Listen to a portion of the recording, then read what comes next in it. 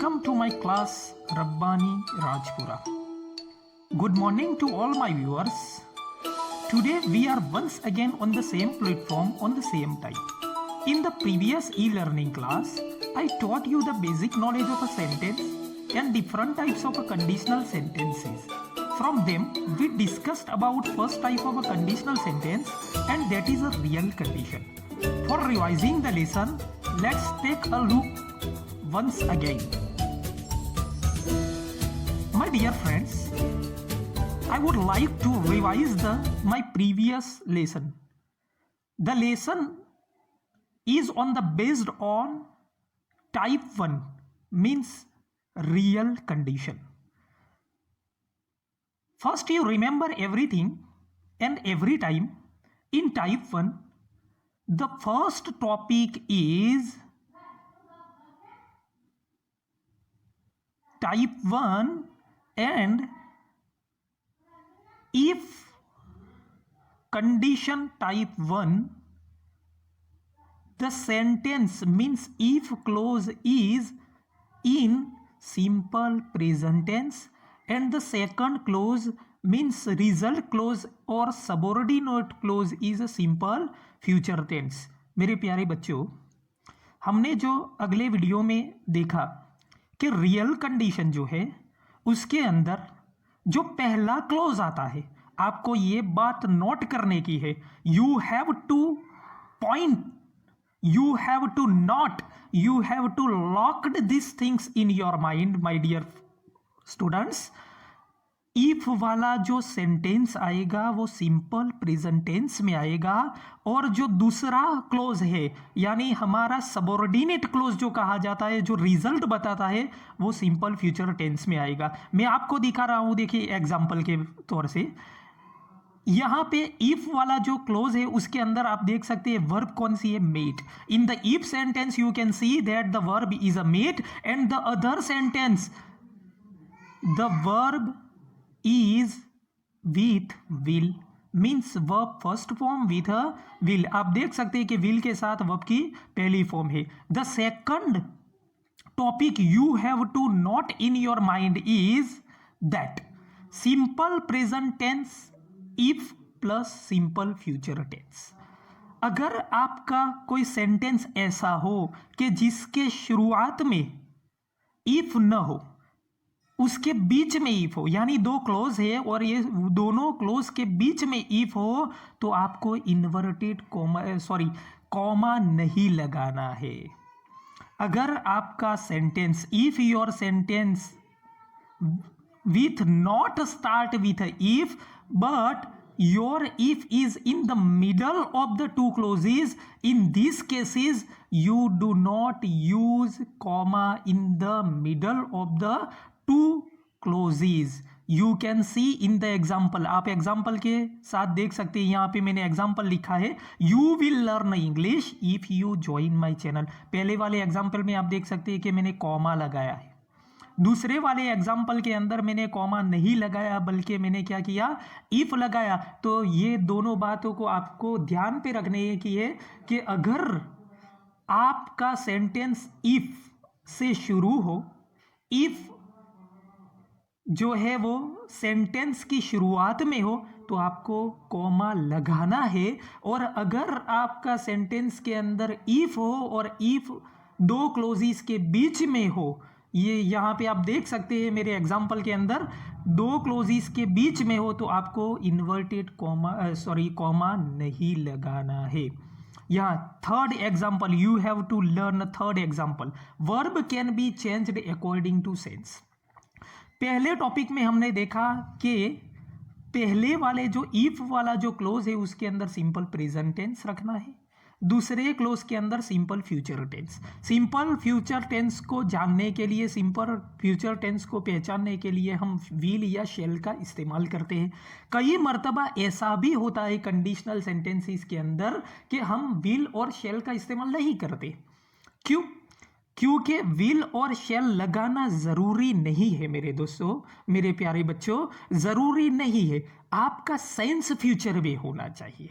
यहाँ पे आप देख सकते हैं एग्जाम्पल के तौर पर, यहाँ पे एक एग्जाम्पल है, if he treats me well. I can follow him. यहाँ पे मैंने विल और शेल नहीं लगाया लेकिन कैन लगाया। अगर आप मेरे साथ अच्छा बर्ताव करोगे, अगर आप मेरे साथ अच्छा बर्ताव करोगे, आई कैन फॉलो हिम, तो मैं आपको फॉलो करूंगा। यहाँ सेंस कौन सा जाता है, यानी फ्यूचर का सेंस जाता है। जब भी फ्यूचर का सेंस हो तो आप विल या शेल को छोड़ के कैन भी लगा सकते हो, लेकिन according to the sense you can change will और shall with a can. The fourth point you have to note in your mind is that in unless don't use other negative word like not। unless वाले जो sentences है वो भी condition type के sentences है, type 1 और type 2 और type 3, तीनों तीन के अंदर अनलेस आता है। तो अनलेस वाले जो सेंटेंसेस है उसके अंदर दूसरा कोई नेगेटिव वर्ड्स को यूज नहीं करना है, यानी नॉट वाला दूसरा कोई वर्ड्स पहले वाले सेंटेंस के अंदर यानी इफ वाले सेंटेंस के अंदर नहीं आना चाहिए, इतना आपको ध्यान रखना है। If your close is unless you do not use any negative word in unless sentence, unless clause.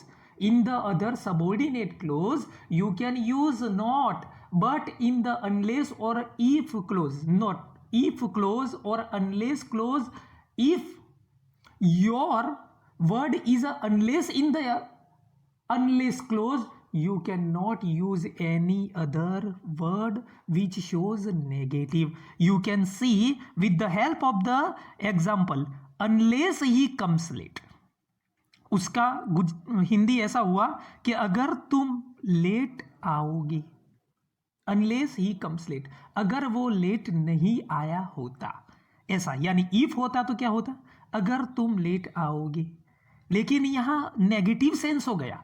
Unless he comes late, अगर वो लेट नहीं आया होता टीचर विल नॉट लेश हिम, तो वो जो टीचर है उन्होंने उसको ठपका नहीं देते, यानी कुछ भी नहीं कहते, टीचर कुछ भी नहीं कहते।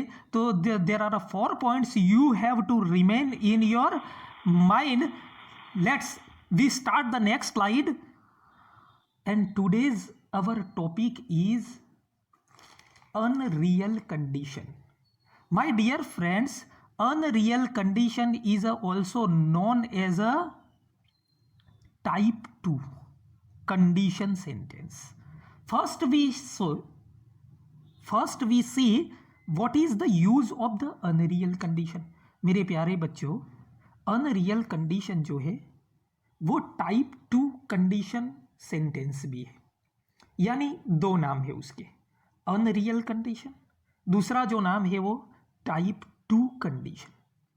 माय डियर फ्रेंड्स, उसका यूज कब करते हैं, यानी इंग्लिश के अंदर जो भी चीजें आती है in English language all the things are very useful for the learners, very useful for the speakers, very useful for the students, teachers and all the peoples who wants to know about the English language.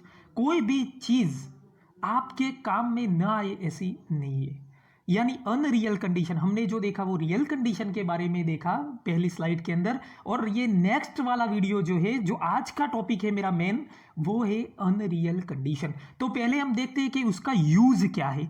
तो unreal condition is used to show unlikely और hypothetical situation and it's probable result.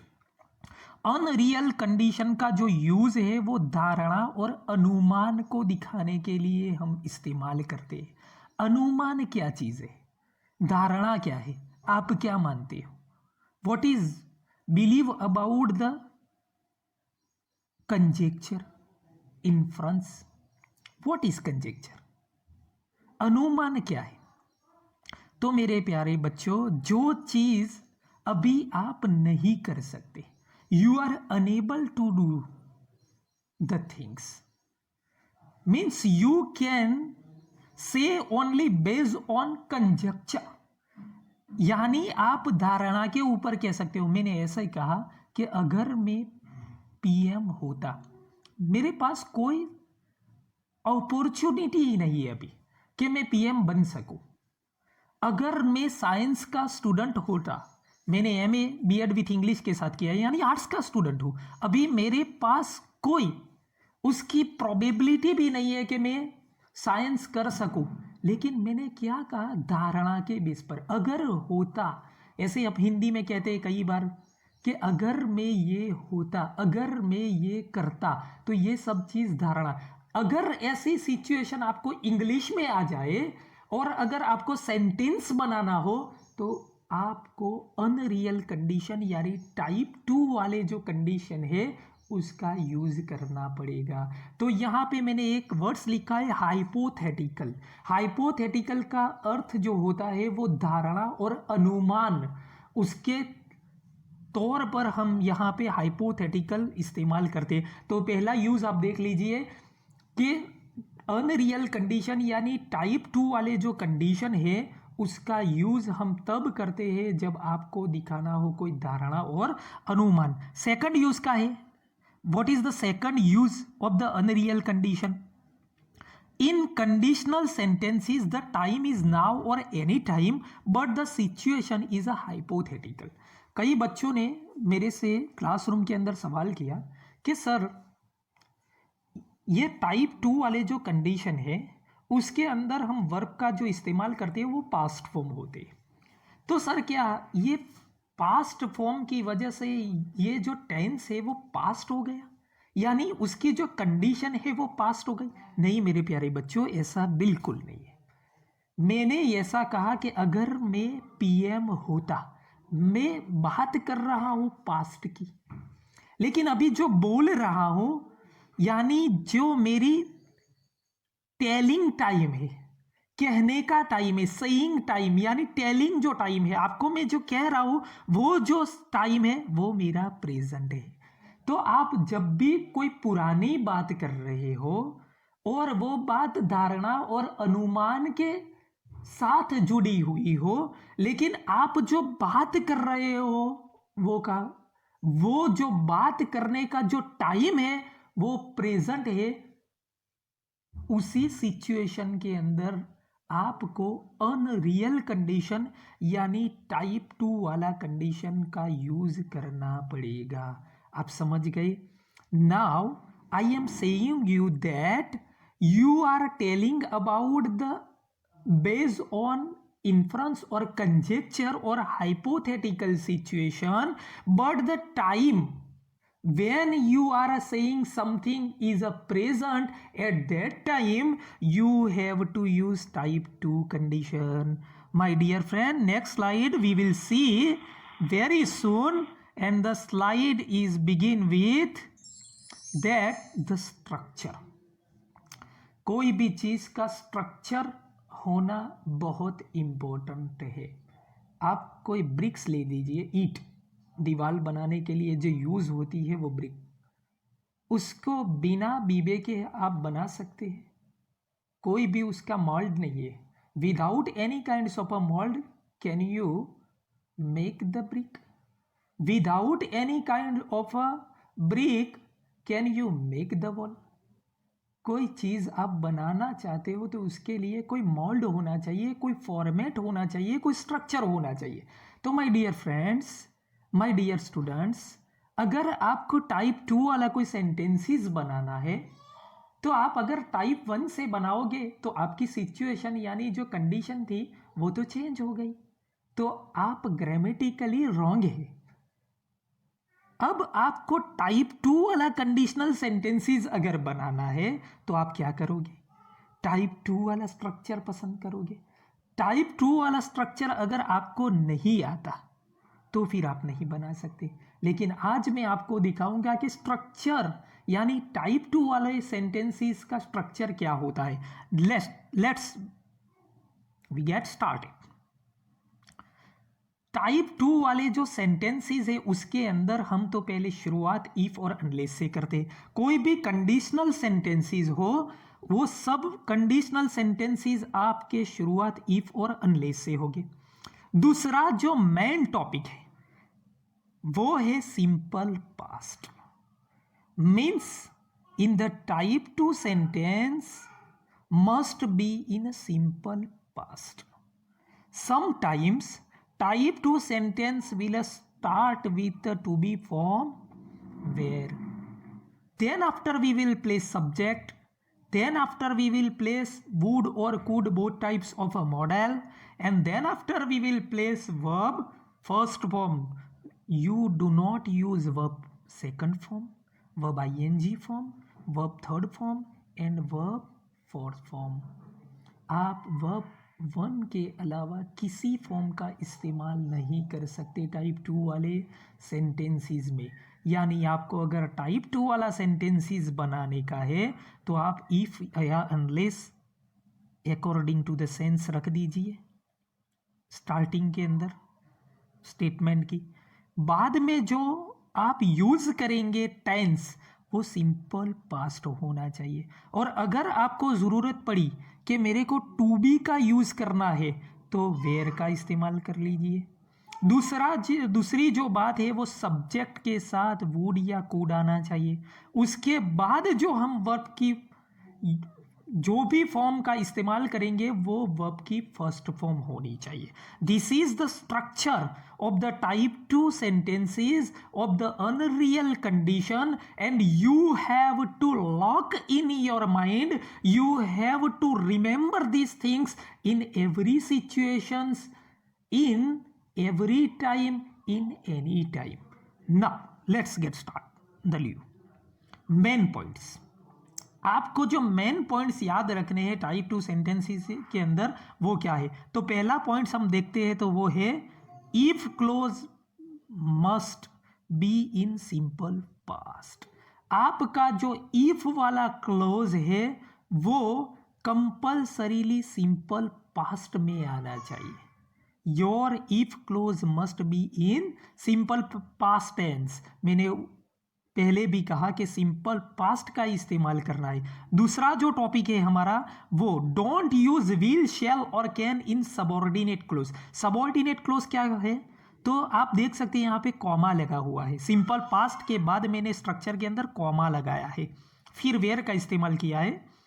उसके बाद मैंने जो लिखा है subject plus would could plus verb form, वो subordinate close है। और सबऑर्डिनेट क्लोज के अंदर आपको विल, शैल और कैन का इस्तेमाल नहीं करना है। अगर विल, शैल और कैन का इस्तेमाल आप करोगे तो आप टाइप 1 के अंदर चले जाओगे। यानी आपने क्या कर दिया, मोल यानी जो आगे का भाग है वो शेर का, पीछे का भाग है वो बिल्ली का, ऐसा हो जाएगा।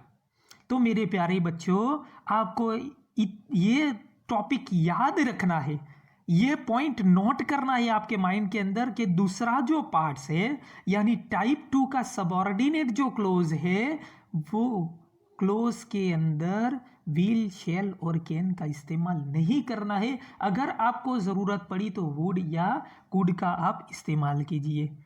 नेक्स्ट मेरी स्लाइड है, उसके अंदर मैंने जो बात कही है वो एग्जाम्पल्स के आधार पे आप स्ट्रक्चर को बहुत इजीली जान जाओगे। With the help of a example you can know the structure very easily. Let's be check the first example.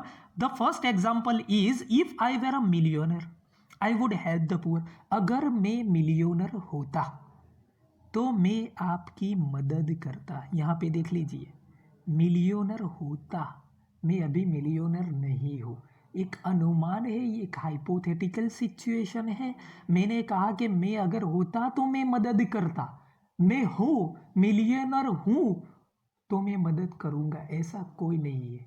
ये यहाँ पे जो बात चल रही है वो बिल्कुल धारणा और अनुमान के बेस पर चल रही है।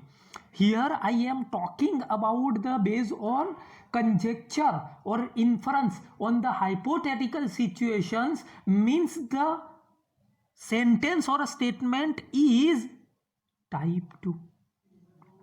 यहां पे मैंने दूसरी जो बात कही है, यहां पे मैंने जो इस्तेमाल किया है टू बी फॉर्म वो वेयर है। कई मर्तबा बच्चे ऐसा कहते हैं कि सर यहाँ पे तो आपकी गलती हुई है, वॉज आना चाहिए, लेकिन वॉज क्यों नहीं रखा आपने। तो प्यारे बच्चों ये बात आप नोट कर दीजिए आपके माइंड के अंदर।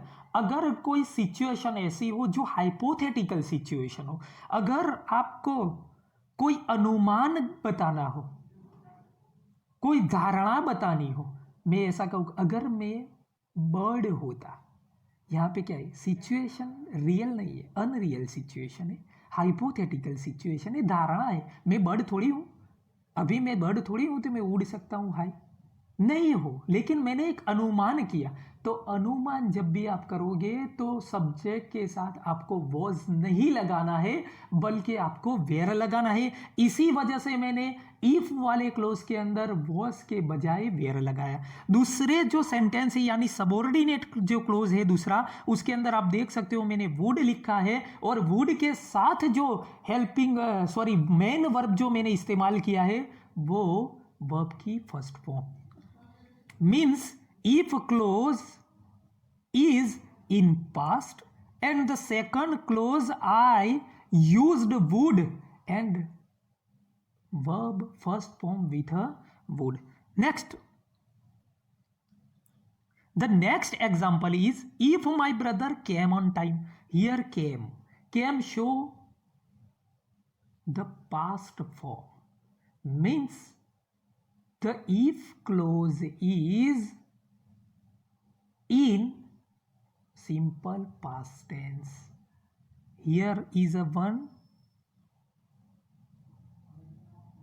identifiable word which is a came, indicating word which is a came, which shows that the clause or the statement is in simple past. यहाँ पे कैम लिखा हुआ है जो बता रहा है कि आपका जो स्टेटमेंट है, आपका जो सेंटेंस है, आपका जो क्लोज है वो सिंपल पास्ट के अंदर है। दूसरे वाले क्लोज के अंदर आप देख सकते हो मैंने कुड का इस्तेमाल किया, और कुड के साथ मैंने जो लगाया वो वर्ब की फर्स्ट फॉर्म है। तो प्यारे बच्चों आप देख सकते हैं दोनों एग्जाम्पल के अंदर मैंने स्ट्रक्चर का पूरा इस्तेमाल किया है। In the both types of examples I used the structure strictly, I adhere the structure strictly.